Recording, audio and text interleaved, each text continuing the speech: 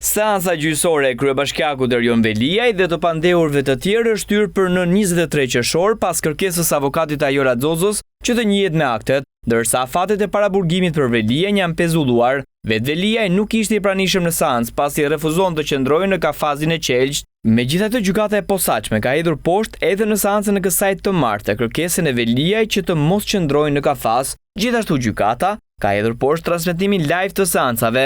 Kërkesë kjo e bërë nga pala mbrojtëse e kryebashkiakut. Avokati Veliaj, Plarin Dreca, u shpreh se kanë parashtruar 5 kërkesa, por gjykata nuk pranon transmetimin live të seancës, se janë shprehur një herë për këtë pikë, rrëzon kërkesën për prova digjitale, nuk lejon daljen nga kafazi dhe refuzon seancat një herë në 2 javë. Midis kërkesave të mbrojtjes, ka qenë edhe vendosja në dispozicion e akteve të marrjes së kallëzimit të Nesti Angonit ndaj kryetarit të Bashkisë së Tiranës. Një nga 2 prokurorët e çështjes, Olc Dado, argumentoi duke thënë se qëndrimi i Veliajt në kafazin e Qelqit është garanci dhe nuk përbën trajtim poshtërues, ndërsa prokurori tjetër Altin Dumani u shpreh se për seancën publike gjykata ka marrë vendim pa prezencë kamerash dhe transmetim live dhe se ligji parashikon qartë që thuhet seancë publike.